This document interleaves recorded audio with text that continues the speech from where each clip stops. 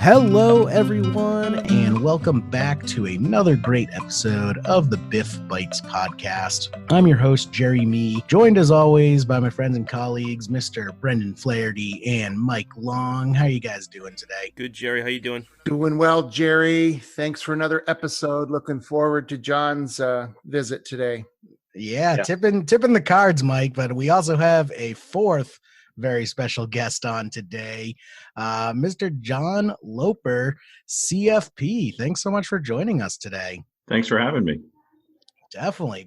I'm really excited for today's episode. I was really looking forward to this because, it's not often that we get someone behind the scenes at the CFP board and really get to kind of pick your brain to see, what happens behind the curtain. Well, hopefully I can make it less mystifying. Yes, yeah. The behind the curtain of the Wizard of Oz, all the mechanisms going on behind the scenes and, what happens in the day to day. Before we get into that, though, John, I really want to kind of find out about your history, because looking at your profile here on the CFP Board website, you've had a pretty interesting career kind of all over the place. Can you tell us how you go from a degree in science and electrical engineering and a captain in the Air Force to becoming managing director of professional practice at the CFP Board? Sure. Well, like a lot of college students, I didn't know exactly what I wanted to do. But after I got my degree in engineering, which I wasn't allowed to change the major because I was Air Force ROTC and it was based on Air Force needs. But I realized early that I wasn't an engineer.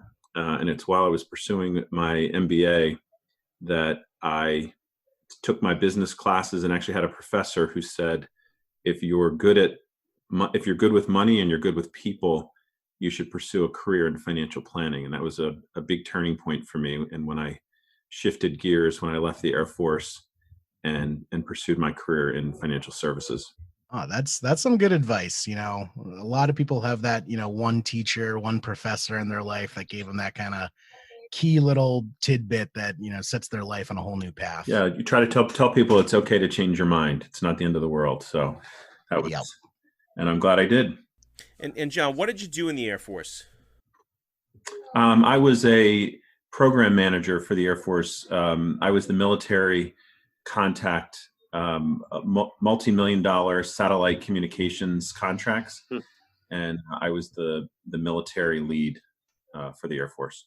Okay. So a little bit of business sprinkled in there with the electrical engineering. It was. I didn't understand the underlying engineering, but I don't know how it works, but I can sell it. But I could talk about it. Yeah. Awesome. John, I wanted to ask, through what avenue did you come into financial planning? Were you affiliated with an insurance company or an investment firm, or where did you start that path? Yep. It's interesting. I was the guy that I didn't just want to be a financial planner. I literally wanted to be a certified financial planner, CFPs. And I did some research and I wanted to work for the firm that employed the largest number. And at the time, they were American Express Financial Advisors. Today, they're Ameriprise Financial. And that's where I spent about 13 years in my career. And John, what year did you actually obtain your CFP designation? I was certified in 2001. Nice. So did you kind of set out and start the CFP on your own, or did you get support through Ameriprise? Like what was the kind of timeline for that? Yeah. So it was already in the culture there. So I knew I wouldn't meet resistance in wanting to pursue it. So their general rule of thumb is you need to get a year under your belt, show some success in the business, and then, work with your manager, your branch manager to do the study. Because it obviously it takes 3 years of experience anyway. And most candidates take, 18 months to 2 years to complete the coursework and then ultimately take the exam. So waiting a year is a good way to do it. Right. Also, I'm sure building a book of business in the first year and trying to study for the CFP at the same time is a pretty monumental task. Yeah, do both of those. Yeah, like most firms, they want to make sure you're going to be around before they invest that kind of money. Yeah, well, especially in 99, 2000, one, that wasn't a great time to cut your teeth in the business either. No. And now you've worked at a few different firms too. You also were at Fidelity for a bit. Did you kind of want to test the waters at all the different firms to see how different organizations run things? Well, I left. The timing of leaving Ameriprise coincided with the Great Recession, so there was a major organizational change there, and so then I spent the time at Fidelity. I was a regional planning consultant. My certification was actually the reason I got the role. Fidelity is one of the firms that has roles that require certification, and you become the case expert. But also in that role, I was coaching newer advisors, telling them, hey, you don't talk politics in meetings, you never talk religion, you weren't making enough eye contact. So they believe very strongly in the personal coaching as well as the advice. Yeah, definitely. Because those people skills, like your professor said to you all those years ago, if you're good with money and you're good with people, you should pursue financial planning. Those people skills can be some of the hardest skills to teach. Absolutely.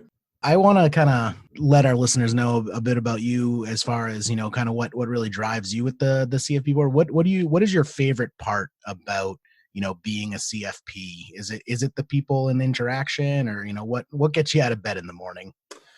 Yeah, it's kind of a full circle moment, right? So I started wanting to be a financial advisor, but as I said, not just to be a financial advisor, I wanted to be a CFP, and now to work for the organization that helps people get it, helping, formulate the curriculum.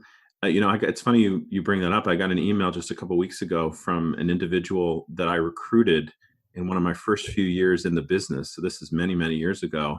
And the email was like, you may not even remember me, but you were instrumental in me getting into the business. And not only that, pursuing the CFP certification. So those are the rewarding pieces of what I do.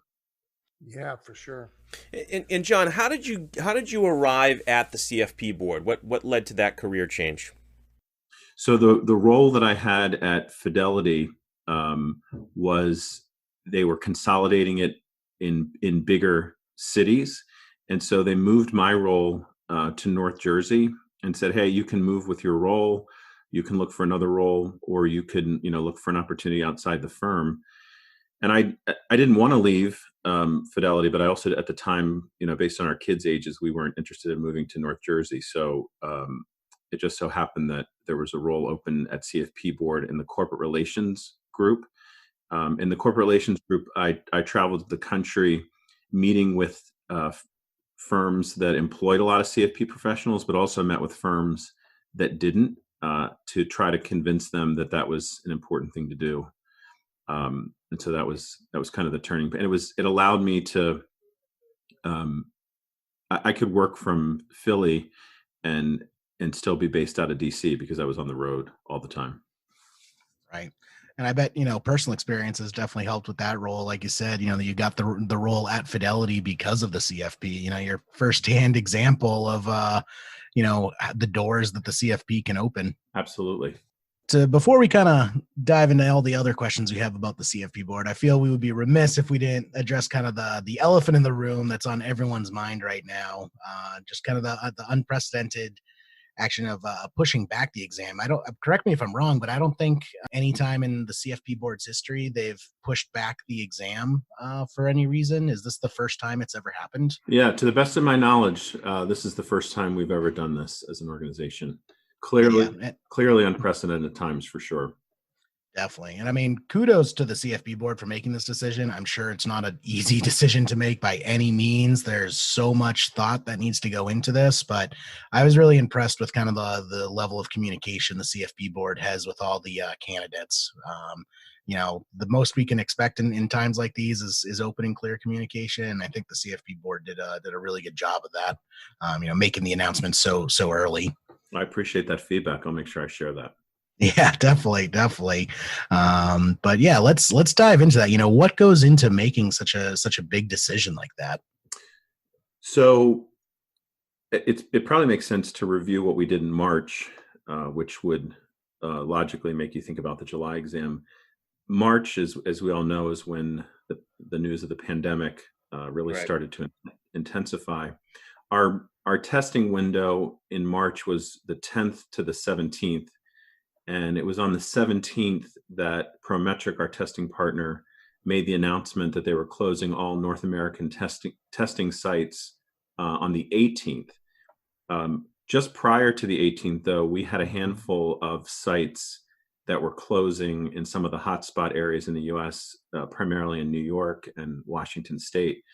And so about 2,500 of the 2,800 who were registered tested, and about 150 were impacted by site closures.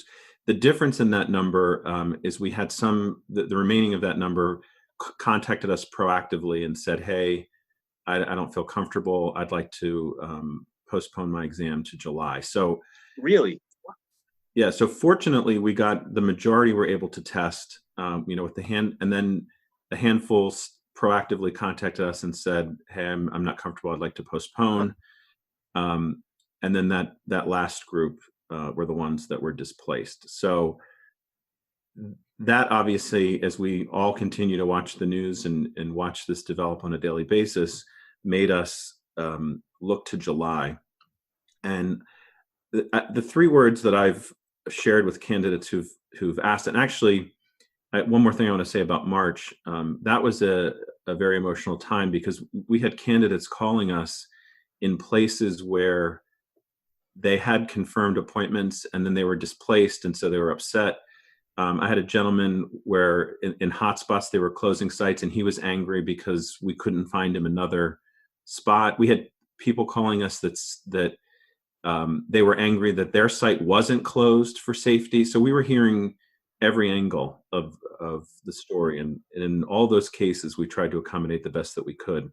So as we thought about July, the first thing we looked at was safety. We want to make sure that our candidates can test in a safe environment. Number two is access. And under access, Prometric has converted most of the sites that are open to socially distanced sites. And what that means is if a site holds 20 candidates in a socially distanced environment, that site now holds 10. Yeah. So we couldn't guarantee the access that we normally had for the July exam.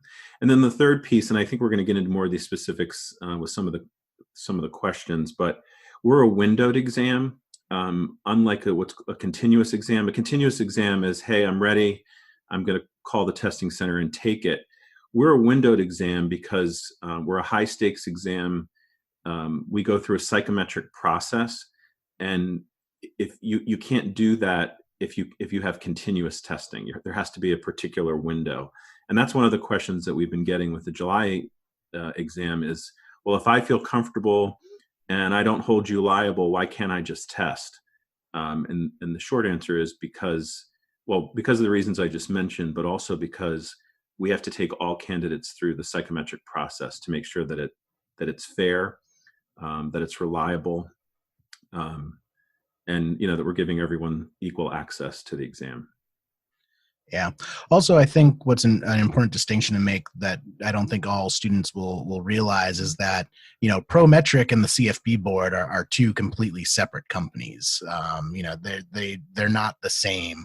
Prometric does testing for all sorts of exams, across all fields. So, you also have to be mindful of the fact that, CFP Board wasn't the only ones affected by this. Yeah, absolutely. So you have literally thousands of candidates from other organizations also looking for testing slots. Right. The other thing that makes our exam a little unique is the length of the exam. So it's a 6-hour exam with an hour break, for lunch. So our candidates take up 7-hour slots. So if you have 2,500 people taking up 7-hour slots, they have to block significant periods of time for us during those exam windows. I wonder how many people are actually capable of eating in that 1 hour break. I know I didn't. I was able to drink some water when I took the exam in my break. Yeah, that's bad when you, I remember on my break when I took the test too, hearing people around me discussing the exam, oh, what'd you get on that one? Oh, And I that's was tough, yeah. I was sitting there But thinking, so John, when you and I took the test, we get to tell the stories of walking uphill both ways in the snow barefoot, because ours was a 3-day test. I'm sorry, Right. 2-day test with 3 parts. So, we had more opportunities to listen to other people's misery. Yeah, I stayed sane because when I took the test, there was also a dental examination going on for dentists. So I just hung out with all the dentists so I could unplug from CFP World for an hour. Yeah, if there's any way to make the test more painful, it's doing it in a room full of dental work. Yes. So with rescheduling the exam, what went into kind of deciding, obviously it's availability with Prometric as well, but what went into deciding September versus August or October, or, even just canceling it entirely and just going to the November exam cycle? Yeah, so we wanted, because we had displaced those March candidates, and obviously now we're displacing, July or postponing them. We still wanted there to be 3 windows in 2020. Still wanted people to have, 3 shots at the exam, or 3 different times of the year. And so we thought that was the best way to accommodate the access that I talked about a little while ago. Prometric shared with us that if we had pushed everything to November, there might be issues with access just because of the sheer numbers. Right, exactly. You're basically taking 2 exam cycles and trying to squeeze it into one, and just availability would be an issue. So yeah, those are the little things that most people won't think about when it comes to making decisions like these.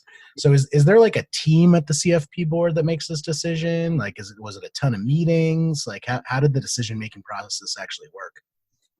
Yeah, so I lead the team that runs the contract or relationship with Prometric. So we leaned heavily on them for the information that I'm sharing with you today. Like any major decision that anyone makes, we looked at the pros, we looked at the cons, we looked at multiple contingencies. It wasn't, let's just push it to September. It was, what are the pros and cons of keeping the July exam? So we reviewed all of those. We reviewed the contingency plan with the executive team, and then we also ran it by our board of directors and said, "Hey, this is what we're thinking." So it was, and we intentionally made that announcement, a few weeks before we made the decision to say, "Hey, we're behind the scenes. We're taking this seriously." And if you read the communication, we said very clearly that our first preference was not to move it. But that our priority remains safety, and so that was the decision-making process. Yeah, and I think that's really the decision you have to make. It's the hard decision to make, but it is the right one. You really just have to prioritize safety above all else. Yeah. I think what might also be helpful for our listeners is what I've tend to notice is people's concept of organization size is directly related to their own organization size. If you work at a large firm, you think every other firm is large. And if you work at a small firm, you think every other small firm is small in terms to like their responses and how they organize things. How would you kind of describe the CFP board, organization? Are we talking, thousands and thousands of people, like busy beehive, or is it a more, tight-knit organization as far as, getting things done? Oh, yeah, we're a small organization. We have about 80 individuals in Washington, and we're very efficient. We like to say that we're a volunteer-run organization. We have many councils. Thank Brendan for his time with us on the Council on Education. So we have various councils to make sure that we are, we're hearing the opinions and the feedback of our stakeholders. But yeah, we're a tight-knit, efficiently run organization, and obviously at 80 employees, we're pretty small. Yeah, And definitely. what I think is interesting is I think a lot of people think that the CFP board is this black box, and it's very difficult to like talk to people. But when you call, it's one of the few places that you call people actually pick the phone up and follow through on what they say they're going to do. And it's, Yeah. most everyone that I've dealt with there has been very very collegiate, just nice, decent people. Yeah, and in fact, a culture of service, of stakeholder Yeah. service. As you can imagine, I got a fair number of phone calls and emails from candidates about the July exam decision. I would say 90% have been supportive and understanding. Those 10%, though, are the ones that usually make it to my desk. Yeah. And I find that the best way to handle those is a phone call. Yeah. People just want to be heard. People want to get things off their chest, and they usually feel better once they get it off their chest with me. And so, yeah, as Brendan said, we make those personal outreaches, and people always are just so appreciative of that extra effort. And I think it may make sense to actually step back just a bit and talk about what your actual role is. So as director of professional practice, you're kind of at the crossroads of 3 of the 4 E's that the CFP board deals with. Yeah. So just as a reminder, the 4 E's of certification are the education, the exam, the experience, and then the 4th one is ethics.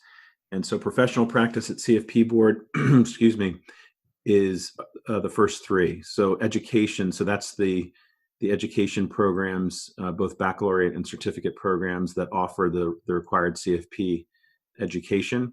The second is the exam, which we just finished talking a little bit about. That's the relationship with Prometric, both the administration of the exam, but also my team leads the exam development work as well with our volunteers. Third one is experience. And that's, we review the submissions for experience to make sure people are in line with that definition. My team's also in charge of continuing education. And in this context, obviously, continuing education is for existing CFP professionals. And then we also have a contact center in professional practice where we answer the inbound phone calls from both candidates and CFP certificates, asking questions, clarifications, about whether it's certification, CE, an announcement they read on our website. We take anywhere between 200 to 300 calls a day. Wow. That's more than I thought. Yeah, I didn't realize that's a lot. So how many, so you said that the organization is about 80 people. How many people would you say are fielding phone calls on a day-to-day basis? We have 6 professionals answering the phones and a contact center manager. So if it gets really busy, he'll take calls. And then obviously some of those calls get transferred depending on, what the inquiry is. But I would say the majority get handled by them. Yeah, I have noticed that because I tend to call in a bit, whenever students are having issues, I'll hop on a line and with the student and we'll call in together. And I have noticed the same names popping up from time to time. I thought I was just getting lucky, but I guess I'm getting to know the full team there. Well, hopefully they helped you solve your issue, whatever it was. Yeah, definitely. So your role was actually recently created, at least according to the bio here. That I feel is something, the needs of the CFP board are changing constantly. And it looks like your role was kind of developed to meet those needs. What kind of went into that decision? Do you know? Well, one of the things that was important to Kevin, our CEO, he liked the fact that I am certified. I speak the language. I went through the process. So having someone lead the certification branch of the organization who's certified, I think kind of went into that. It's not that obviously that these things weren't managed in the past. They were just managed differently. The individual who was in the role prior to me also had HR, had communications. So those pieces were spun off to other individuals. And my role is more exclusively, as Brendan said, on those 3 E's. No ethics though. They wanted to keep the ethics part of it separate. Oh yeah. So the fourth E, the ethics, that's the background check. That's done by our professional standards organization. So a team of attorneys does a background check, broker check, Westlaw, to make sure that everybody's got clean background to move forward with certification. So that's done by the legal team. I feel that for a lot of students that can be a very nerve-wracking. They've gone through everything and they're at the final finish line, and I get so many calls and emails like, hey, I got this parking ticket in 1986. Do you think this is gonna affect my designation? I'm like, no, it's okay. And it's one of the things as a practitioner that it's great because it's the CFP board is very protective of the brand, and they want to make sure that the high standard is maintained, and they work diligently to make sure that happens. Yes. And in fact, I had a personal friend call me and say, hey, John, I've got this in my background that just happened in the past year. They keep asking me about it. And, as with anything, the key, and once again, I'm not in that department, but the key is the disclosure. You just want to make sure that it's out there. I think, sometimes certificates get in trouble when it's out there, they knew about it and they didn't tell us about it. So I think being truthful and getting it out there is an important first step. Yeah, because we're all human. We all make mistakes. What's important is that we're open and honest about it. It looks far worse trying to cover something up than it is to just, admit, hey, I made a mistake. I learned from my mistake. Here's how I'm going to be better in the future. Yep, absolutely. Awesome. Well, John, we have a list of questions here that are basically our most asked questions from students about the CFP board. So I want to kind of dive into these, see if we can shed some light on them, coming straight from the source, because, with a lot of these, we can make our guesses from the outside, but it'd be nice to know kind of a more internal look at things. And I know there are some of these you're probably not going to be able to answer, but, whatever you can give us, we'd appreciate. Okay, I'll give it a try. All right. So this first one is by far and away the most common question I think all of us get. If I had a nickel every time a student asked me, what's the passing score on the CFP exam? I could retire by now. So how is this exam graded? How does it actually work out? So every 5 years, we go through a comprehensive practice analysis. And in fact, we're going through that now in 2020. And the practice analysis surveys existing certified financial planners, all over the country around the different tasks that they do. Is it important, and how often do you do it? And the question that I'm answering right now, before I answer your question, which is the most common question I get, is how do you determine what's on the exam? And so it's this background research that certified financial planners tell us, what do they do day to day? And at the end of this research, and we put together what ultimately become currently our 72 principal knowledge topics, we bring together subject matter experts. We bring them to Washington, and we go through the psychometrics standard setting exercise called modified Angoff.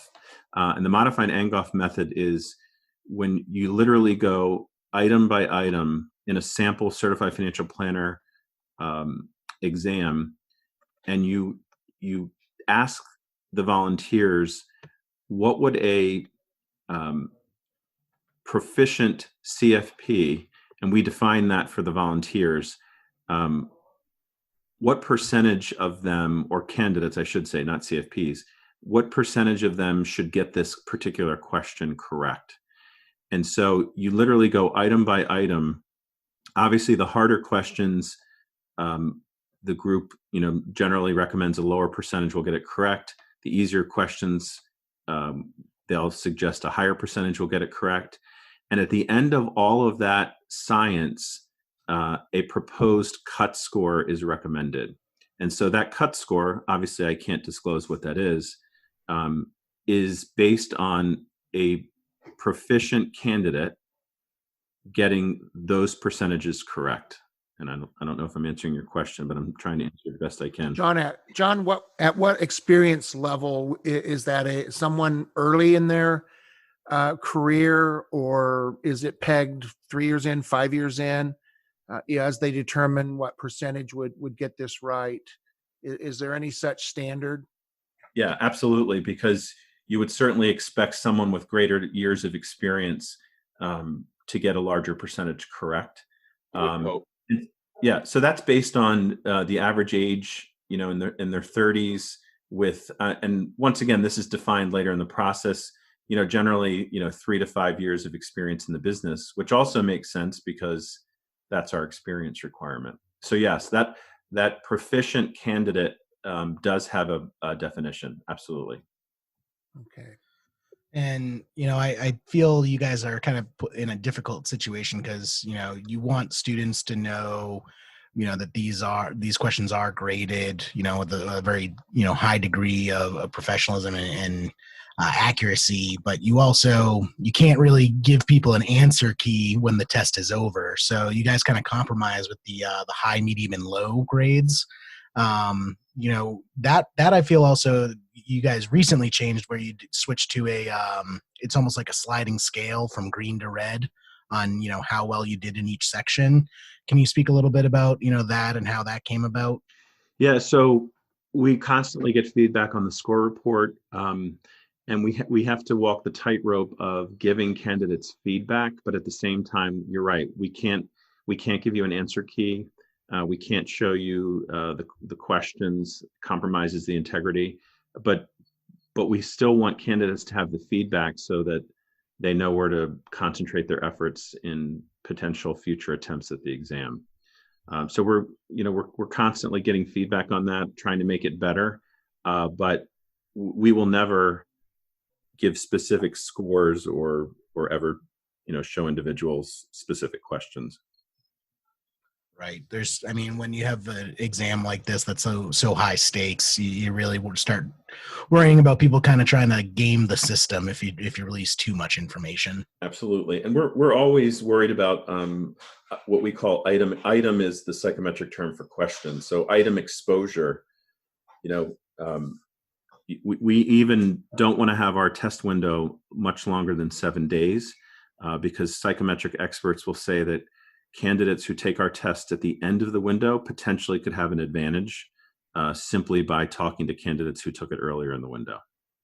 Right. Now, we've used that term a few times. I realize we haven't really defined it for our listeners yet. Can you talk about psychometric and just kind of what that means and how it plays into the exam?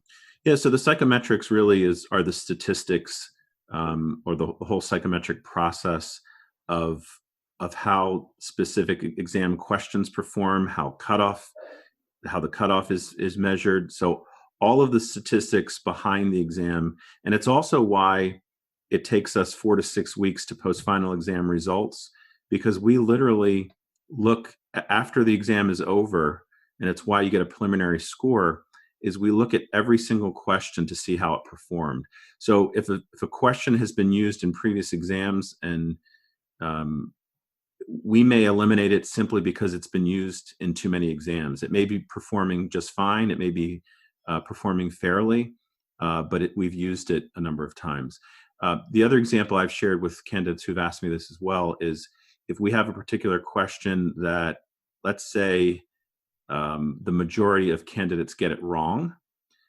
If the majority of candidates are getting it wrong, then that tells us that there's probably something wrong with the question. And so we review all of that in the psychometric process before we, say that results are final. Yeah, and that results in the once in a blue moon. We'll have a student who gets the Hail Mary. They got a preliminary fail, but then when the official results come out, they got switched to a pass. Yeah, those are fun. I've made those phone calls. Those are fun phone calls. What's also fun is I've had a couple of candidates who come in and tell me that they've had the preliminary pass, and I said, I've noticed a lot that they've changed those to fails ultimately this year. So, oh no, Brendan. Look on their faces. That's evil, Brendan.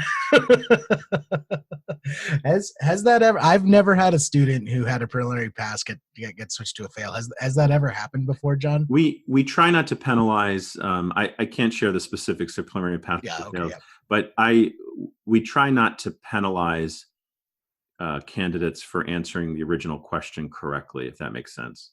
Yeah. Gotcha. Mhm.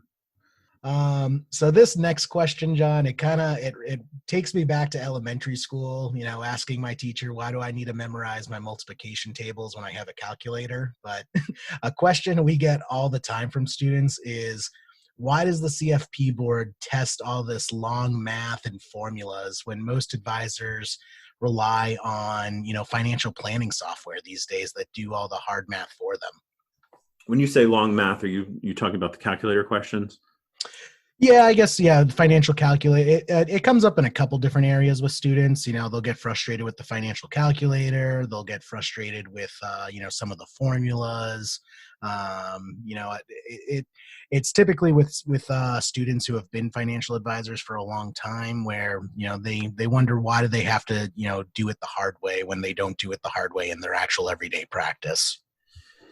Yeah. So it's funny you bringing this up, because in the practice analysis work that we're doing this year, we had a long conversation about it, and it was interesting to hear existing CFP professionals say, "Hey, they still think it's important. They're still they're still financial advisors who, when they sit with their client at the conference table, they pull out their calculator and they do time value of money calculations, or people who are on the road and do house calls, they bring in their calculator.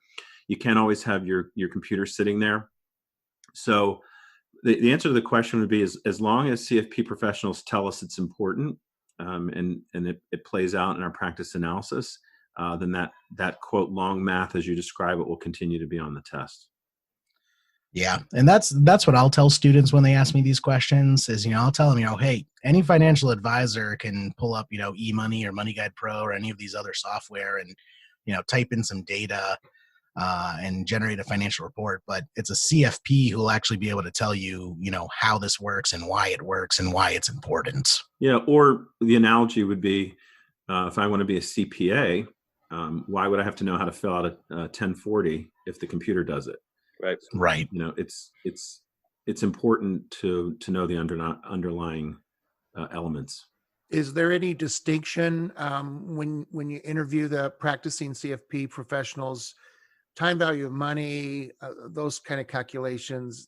Absolutely. I'm glad I know how to do that. But what about calculating with the investment formulas, actually calculating standard deviation or beta or really any of the formulas? That's where I think the software, folks just look at that number on their computer every day. But do you get feedback from CFP professionals that they use it to calculate those type of ratios and formulas? Some, but you're right. I think that that feedback changes as the profession changes. And as I already mentioned, we're a volunteer-driven organization. So the actual questions that candidates take on our exam are not written by us. They're written by practicing certified financial planner professionals. So I think as the profession changes, the industry changes, if there's less of that, then that will be reflected in future questions, or even more conceptual questions for those, rather than just the math. What is standard deviation and how's it used? Why is it beneficial to know? It seems like there are more questions like that these days. Yeah, and I'm sure you've heard too, because I've heard candidates tell me, what did I need all those formulas for? I didn't end up using any of them on the test. So, I think sometimes they're a distraction for sure. I'm not saying they're not important. I'm just saying that. Yeah, sure. From an education standpoint, I think it's important to be able to, ultimately you need to be able to interpret, even if you don't have to know how to calculate the standard deviation, you have to be able to interpret it. And I think you have a much better shot of effectively interpreting these things if you understand what goes into them. Right. Yeah. Yeah. I was just putting together a lesson on covariance, and that's really what I harped on. Is like, listen, here's the formula, but more important than the formula itself is the concept of covariance and what it actually means and how we use it. That is what's really the lesson I want you to be taking from this. Mm-hmm. So another question students will ask us a lot is, why is a bachelor's degree, specifically, any bachelor's degree, a requirement for the CFP exam? Like, why does someone with a degree in oceanography a better candidate than someone with, 30 years as an FA but no bachelor's degree? Yeah. So when the decision was made by the board several years ago, there was this discussion was happening behind the scenes, and ultimately the board decided that they thought that it would elevate the certification by having that minimum requirement, not a minimum requirement in a specific background. So, for example, my bachelor's degree in electrical engineering may not be such a great fit, but it would have excluded me if I had to have a business bachelor's degree. So I think the greatest reason was that it elevates the certification from others that don't require it. I also appreciate that, John, because my bachelor's degree in jazz guitar would also have excluded me. So. Yeah, and I get this question a lot. Why, if I don't have a bachelor's degree but I have 30 years as a financial advisor, why would you not want me as a certified financial planner? And my answer is I do want you as a certified financial planner, and I'm not negating the years of experience or minimizing them, but the organization made the decision that was a minimum barrier to entry as part of our education requirement, and we haven't budged from that. So up next, this is one of Mike and I's favorite new kind of releases from the CFP board, is these new key element documents the CFP board has been coming out with. I love them. Keep them coming. They're just fantastic, from the Tax Cuts and Jobs Act and the Secure Act, but even the roadmap for the standards, they're just fantastic documents. So please keep them coming. Great. Nice. And is this kind of like a new trend the CFP board is starting down? It feels like the CFP board's kind of being more open, releasing more information like this, which is great. Was this kind of like a conscious decision? Yeah, we want to be as clear and as transparent as possible. Most recently, the key elements for the Secure Act, there's specific language in there that where if the act was not clear from the federal government, we state very clearly that won't be tested until Washington clarifies what they mean by specific parts of it. So we're not trying to be unclear or ambiguous, and I will certainly pass on the key elements as it relates to the standards. That was such a big change that we felt it was really important to really clarify the specific pieces and what we meant by them. Yeah, definitely. Keep them coming. Mike and I have been doing a little mini video series where we go through the documents together, and we just kind of spitball our thoughts as we're looking through the documents and record them for our students to listen to, so they can kind of get some insight into what we think is most important and what we really want to kind of highlight in those documents. So they're great. A big change for the CFP exam that happened a few years ago was the switch from testing, the topics independently over the 2-day time frame to doing just one big exam. Do you feel there are kind of pros and cons for each, or do you feel switching to one big exam is really the best way to test this type of material? Are you talking about when we switch to a comprehensive exam, or are you talking about? Yep, exactly. Going to the comprehensive exam. Yeah. So when we are one of the few financial services designations that's accredited. We're accredited by NCCA, and we would not be able to be accredited if we had maintained just the independent topics and tests.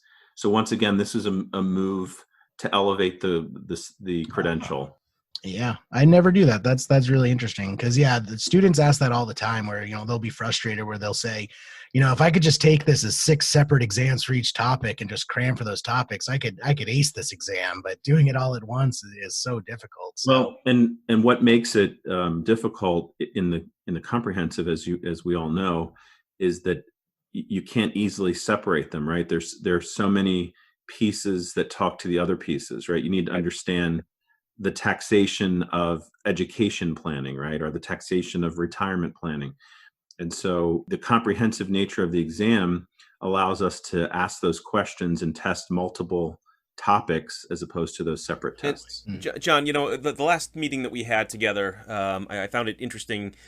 I don't think a lot of people realize that the designation is accredited, and also how proud the CFP board is of that accreditation. Do you want to talk more a little bit about what the accreditation means?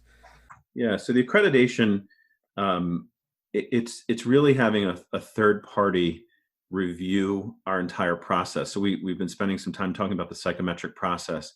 They ask us specific questions about that. They ask us, do you have representation from different levels of experience? How many are male? How many are female? Are different business models represented? And so all of that allows for our exam and our certification process. There's three components that are important to the certification. It allows the exam to be valid, it allows it to be reliable, and it allows it to be legally defensible. And the valid piece we've already been talking about, and the valid is, are we actually testing things that financial planners do? And the way we know that is through this practice analysis process that we've been talking about when we survey people. And we know that this is what they do because they tell us is what they do. The reliable part, and it's really amazingly reliable. And what that means is two equally prepared candidates who take our test in March will get the same score. And it's extremely reliable. It's also why candidates, the pass rate for subsequent takes is lower because if candidates don't make significant changes to their readiness, their likelihood of passing in multiple attempts stays the same. Yeah, exactly. Yep. And then the last one is legally defensible. If we're ever questioned, occasionally we are, about the exam's fairness, or stereotype bias, or fill in the blank, we can lean on our accreditation and say, well, we've had our processes reviewed by a third party. We are accredited, and we feel very comfortable with the way that we administer the exam. John, I have a question about related to this.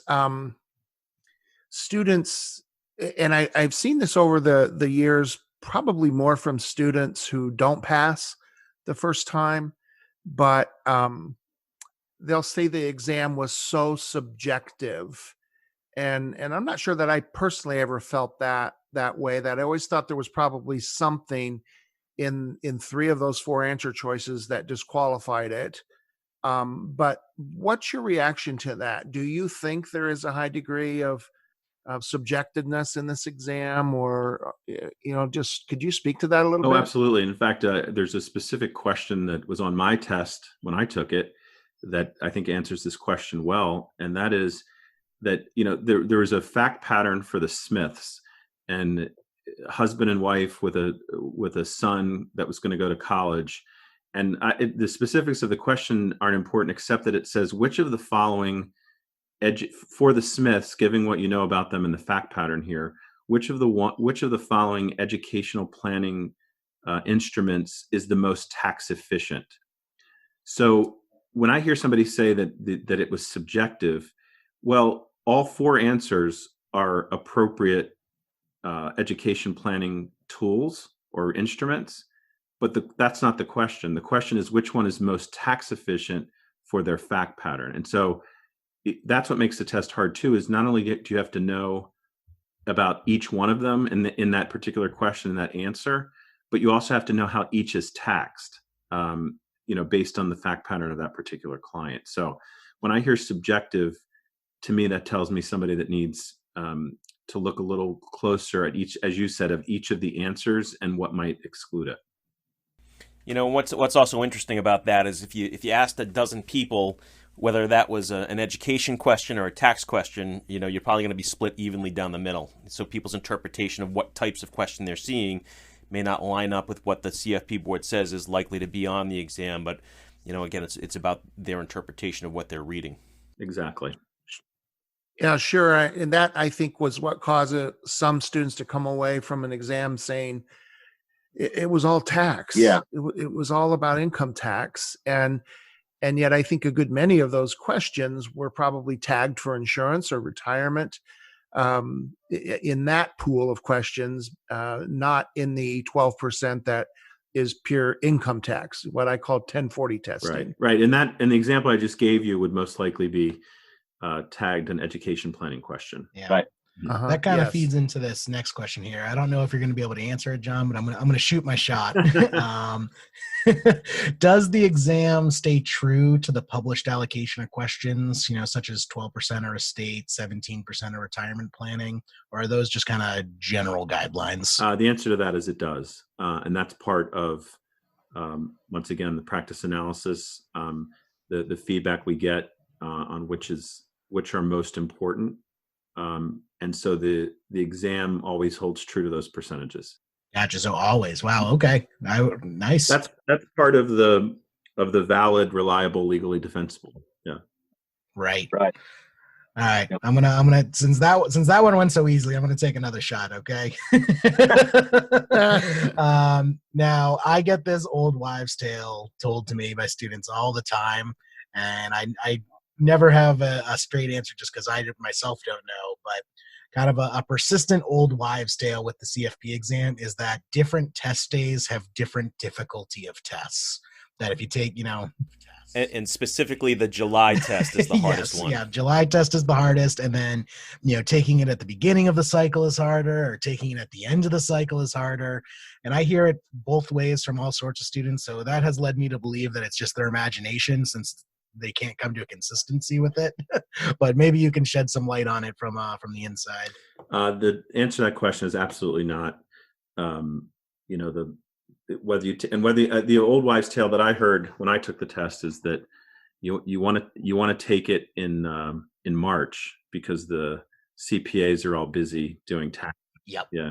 Remember that. Yep. That's why the July test is so hard. I heard that July test is so hard because all the CPAs are out of tax season and taking the exam. So take it in March when they're all working on tax. I think the July test is so hard because the weather is so nice. That's true. Obviously, I can't share the statistics in this setting, but the exam is remarkably consistent, and you can tell that even if you look, and we publish these on our website, at how tight the range is of passing percentages. If there were significant variations in difficulty, then you would see our pass rate fluctuate significantly. True. Yeah, it is remarkably consistent. Because the CFP board is great about publishing the historical pass rates, and it's a very consistent pass rate. Going back years and years and years. It pretty tightly holds to about that 65% pass rate. Yeah, no, it does. It's very, very reliable. And that's something that the CFP board, aims for, right? The CFP board wants to have about a 65% pass rate with the exam. We don't aim for a particular pass rate. It's based on the minimally competent professional that we talked about earlier. If a higher percentage of minimally competent candidates answer questions correctly, you'll see the pass rate go up. Gotcha. So it's really more, the 65% pass rate is more of a kind of symptom of the situation rather than like an actual goal of it. Yeah, we're not. That's the other myth, that we're behind the scenes pulling levers. Yeah. We're not. Yeah, it'll really come down to the questions that were selected and then those evaluations that they go through with the panel. I don't know if you just add all those up or what, but it really depends on what was drawn, does it not, John? Are you talking about the questions on the test? Yeah, I was just as far as compiling that cut line score. There's no way you would have that ahead of time with that modified Angoff method. Right. It really depends on that cycle. Absolutely. What questions were picked. Absolutely. That's kind of the dangers of on our end of things, looking at the results and trying to reverse engineer it. You come to that because even I just right there assumes that it was a goal, but it's not a goal at all. That's just kind of the way it shakes out. Fall, yeah, that's how the chips fall. And if it's just the percentage of highly prepared or maybe less prepared candidates stays pretty consistent, is another way of looking at it. If we had the most prepared candidates over the 3 administrations on an annual basis, all take the test in July, then we'd see the July, pass rate go up. Definitely. Yeah, I think the hardest discussions are when the student has scored all medium and yet didn't pass. And they're always saying, well, what do I have to get in each of these? Will one low score result in a fail? They're constantly asking about that. Yeah. And it's hard to make conclusions from that. But if it's all, the feedback I'd give to a student that has all mediums, it sounds like there's a lot of additional preparation that needs to go in across, all of the domains. The harder conversation is when people have several highs and a couple lows, and then they don't pass. Yes. Nice. So last question I have here has to do with challenge status. How come the CFP board allows people to challenge the exam by just taking, the capstone and then going to the exam? And how do you decide, which designations or, professions allow students to challenge? How did you come up with that list? As I've explained over the years when I get that question, is some of the challenge designations make a lot of sense because the core education required for that particular designation, like the CHFC, CLU, are very similar. But then there are other designations that don't have that core curriculum, and some of those were made at a board level. So at some point in our past, our board decided that CPAs and CFAs, that it would be prudent for us to allow those individuals to challenge the exam. So people try to ask us that question and say, well, what, if I just have a CPA, I don't have all that other background. Well, the CPA doesn't perfectly fit into having that specific educational background. But history has shown us that CPAs typically do well on the test. And so some of them make sense from an educational background, and some of them were decided at a board level that it would make sense for our organization to allow certain designations to challenge. So the ones that aren't listed there, and I get this question all the time too, could it potentially be a future challenge? And the answer is yes. Once again, that would have to go to the board for debate and decision. Awesome. And then finally, John, what's one thing you want our listeners to know about the CFP board? What's something that people seem to always get wrong that you really want to let people know about the organization? Well, yeah, I think the biggest aha for me as someone who was a practicing CFP for many years before I joined the organization is I think Brendan said earlier, this black box. We are volunteer run. Those questions that you're taking on the exam were written by peers. Our discipline and ethics commission is a jury of one's peers. We are a volunteer run organization, and we're not this secret organization making secret decisions. We try to be as transparent as we can with the exam, without sacrificing the integrity, as we've talked about with these questions. But the biggest thing I want your listeners to take away is that certified financial planner professionals are behind most of the decisions that we make. And, I certainly would put it out there that when you become a CFP professional, we certainly would welcome you volunteering and giving back to our organization. As Brendan knows, we're always looking for help. Oh, that's a great point. How would someone kind of get involved with that? If, they wanted to be a question writer, they wanted to help out with the board, what's the best way for them to get, involved? Yeah, there's a section on our website to express interest as a volunteer. And on the website too, it lists all the different volunteer organizations. And then those are, depending on what the individual checks off his or her interests, those are routed to the appropriate staff member at CFP Board. And awesome. It's something that we encourage our students to do, and would voice that again here today. If you're interested in becoming a CFP professional, go register yourself on the website, get yourself a student account, get known and on file with the CFP Board, and begin to immerse yourself into the organization that you're trying to be a part of. Awesome. Well, Brendan, Mike, do you guys have any other questions before we wrap up here? I think that's it. No, I just really appreciate very much John's appreciative of John's time. and insight today.